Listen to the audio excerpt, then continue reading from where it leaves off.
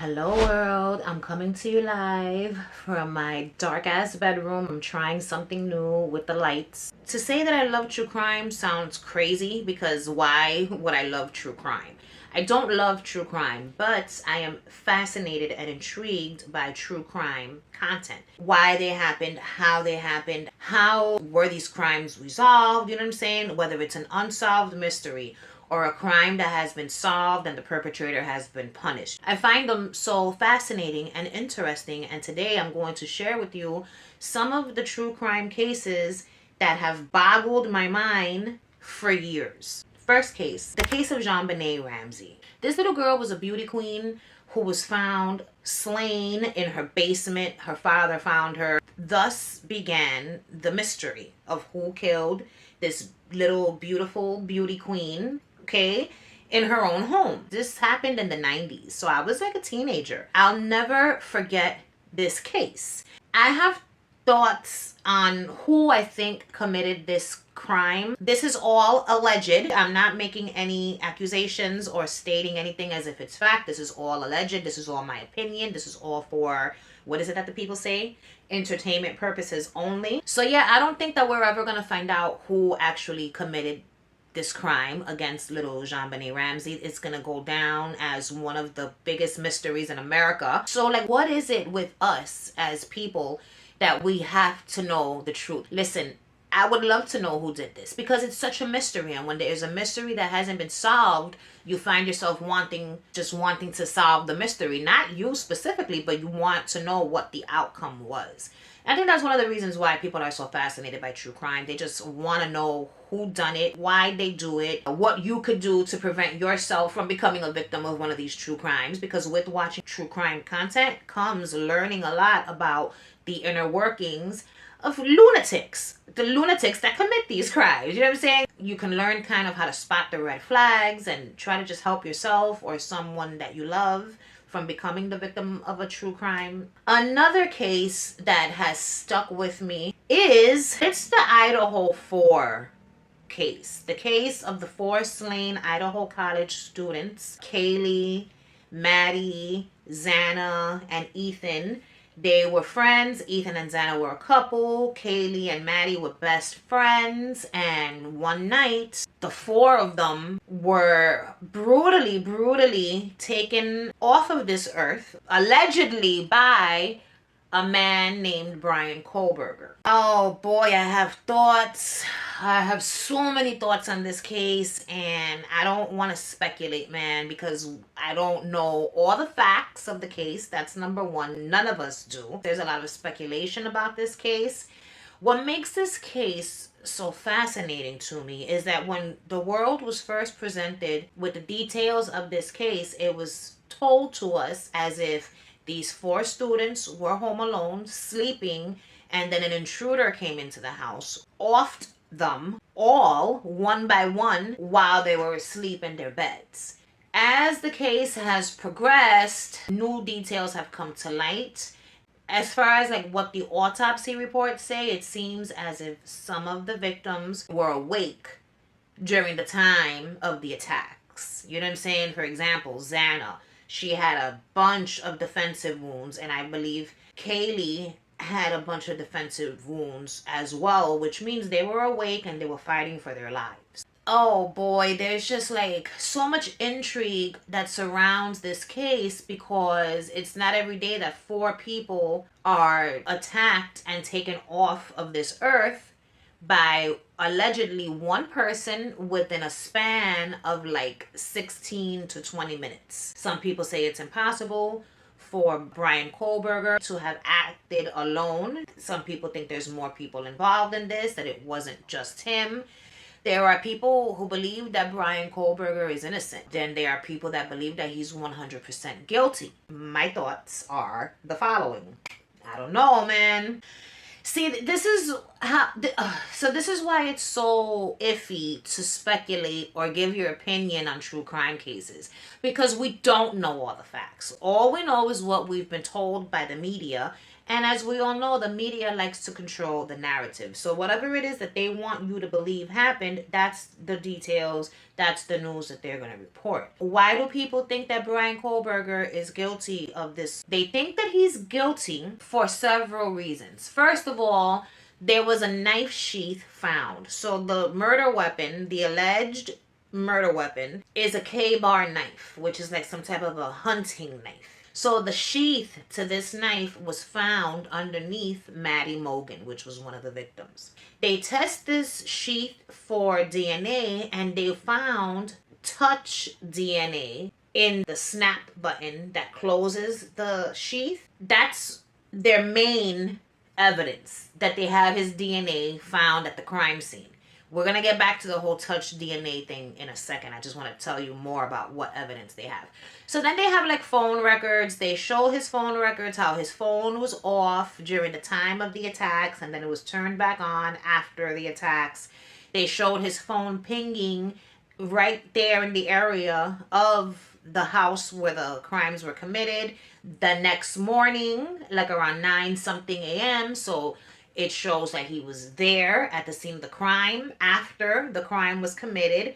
Then there's like a whole bunch of other cell phone pings that show that he was in that area numerous times. I don't know how many weeks or months prior to the attack. So that's mainly the evidence that they have, according to what I can remember off the top of my head, right? Okay.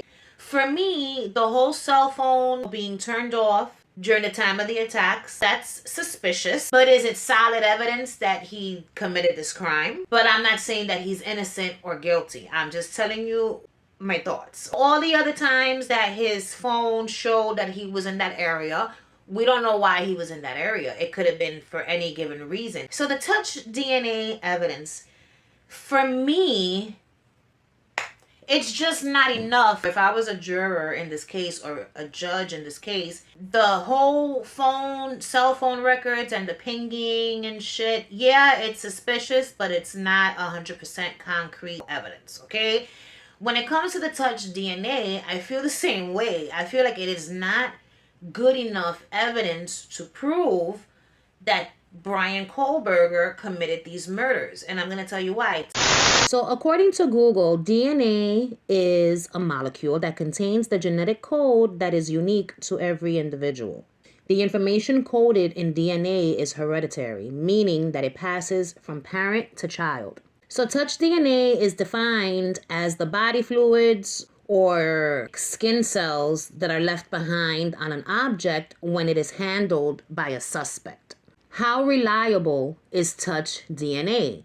So according to Wikipedia, the technique has been criticized for high rates of false positives due to contamination. For example, fingerprint brushes used by crime scene investigators can transfer trace amounts of skin cells from one surface to another, leading to inaccurate results. So it's not reliable. Is touch DNA, quote unquote, junk science? According to a website called techdirt.com, touch DNA is almost a pseudoscience. It takes samples that contain a mixture of DNA from surfaces touched by an unknown number of people and makes a guess as to the probability that a criminal suspect's DNA is among all the unknowns the lab is examining. Which is crazy to me. What issue has touch DNA analysis been criticized for? According to a website called courtmartial.com, touch DNA is often fragile and easily contaminated. Secondary transfer, where DNA moves from one surface to another, complicates matters further. I'm going to give you an example. So I could take this swan, right, and touch it. Then the second coming of Ted Bundy walks into my room and my swan is there hanging out. The second coming of Ted Bundy grabs my swan and says, "Oh, what a beautiful swan this is," as he's fondling the swan, right? Then he leaves and goes off to commit a murder. And he strangles a chick, right? She's got a beaded necklace on. His hands were all over the beaded necklace. So now on that beaded necklace, they find traces of touch DNA, right? And what does it say? It comes up with my DNA. Do you understand how easily it is for one person's DNA to go from being on one surface to being on someone else? Can touch DNA be wrong? So according to a website called lovi.com, the problem with using touch DNA to prove guilt is that a person's DNA does not stay in one place. Skin cells move. For example, I can borrow a scarf that my friend wore, and when I bring it somewhere, I can transfer her skin cells to some place that she has never been or to an object that she has never touched. Is touch DNA enough to convict? According to a Google search, it says, yes, touch DNA evidence can be admissible in court. However, its admissibility depends on various factors, such as the reliability of the collection and testing methods, the chain of custody, and the significance of the evidence to the case. So after hearing all of that shit that just came out of my mouth, it's pretty clear to me, and I hope that it's pretty clear to you, that touch DNA is not the most reliable source of evidence. As you heard, it's so easy to contaminate the evidence. So there was a case back in, December of 2012, I believe it was. It was a guy called Lukis Anderson, okay? He was a homeless man who was being charged with the murder of this multimillionaire named Ravisha Kurma. He was charged with this murder based solely on touch DNA evidence. Okay, mind you, this man, I think he spent 6 months in jail. The truth came out. So what happened was, he was a homeless guy. He's telling them, I don't know this person. I was never there. The prosecutors, they seem to have had everything that they needed to convict Anderson, but there was one problem. The dude had a rock solid alibi, okay? Homeboy was in the hospital, like knocked the fuck out in the hospital during the time of this murder. So the guy, Lukis Anderson, he had like a public defender. This public defender went to verify his alibi. His alibi turned out to be true. So on the day of the murder, Lukis Anderson had passed out. He was drinking and he passed out. He was taken to the hospital. So the hospital records confirmed that he was there all night and like just knocked out, like in a comatose state. It was the truth. That's where he was. So how in the fuck did his DNA get at the crime scene? Well, it turns out, wait till you hear this shit. The paramedics that responded to Lukis Anderson being drunk and passed out, they come, they collect him, and they bring him to the hospital. 3 hours later, when someone called 911 to report the murder, the same paramedics that picked up Lukis Anderson were the ones that showed up at the crime scene to this murder. They had handled Lukis prior. And so with handling him, some way, somehow, Lukis Anderson's DNA got on one of these paramedics.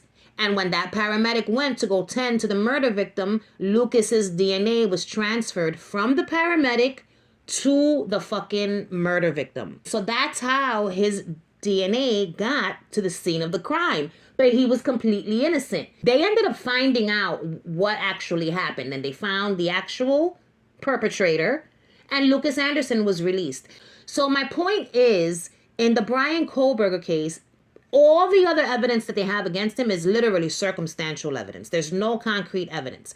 All they have is this touch DNA. I feel like touch DNA, if it's going to be admissible in court, you got to do mad fucking tests. I was reading an article that was saying that they're trying to like make up some type of a test so that you could see how much people shed, like individually. Like, are you a large shedder? Do you barely ever shed skin cells or hair? Or are you one of these people that's leaving a trail of skin cells and hair wherever you go? But that's a great thing. And they're trying to make this test admissible in a court of law so that they could use the findings from this test in court cases. And I think it's great because let's say they find hair at a crime scene.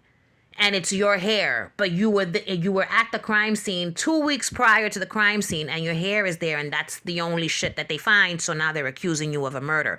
Well, if it could be proven that you are a massive shedder, that could potentially work in your favor. The bottom line is this: the justice system is fucked and America needs to do better. I know that that sounds like I'm saying that I think he's innocent. That's not what I'm saying. I'm not saying that I think he's innocent. And I'm not saying that I think he's guilty. What I'm saying is that there is not enough proof.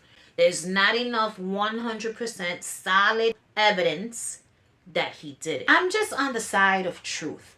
You know what I'm saying? That's the side that I'm on. I'm on the side of what really happened, what's really the truth. And if whatever evidence or proof that people have, if it's not 100% without a doubt, I'm going to have questions. There are so many other true crime cases that have boggled my mind. Kanika Jenkins was one that had me losing sleep for months. And I went down a rabbit hole of speculation and rumors and came out of it not really knowing what the real truth is still. So if you want to know more about true crime cases that have kept me up at night, let me know in the comments down below if you'd like to watch more videos like this. So what are your thoughts on true crime? What are some cases that weigh heavy on your mind that you can't stop thinking about and you always look for updates throughout the years? There's so many of them. I can go on and on.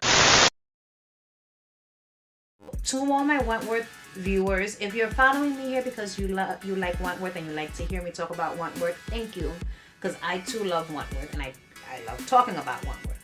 But the Wentworth videos take so much time and brain power and energy to make and edit. And right now, if you watch my last video where I've been and when I'll be back, then you know why I can't make those kinds of videos now. I don't want to just abandon my channel. So that's why I'm going to just be popping up, talking about whatever the fuck. So I hope you guys don't mind this little switch up of content. For now, not forever. Thank you for being patient with me. And thank you for still wanting to watch my videos. And that's it, world. I'll see you again in another video another time. Bye.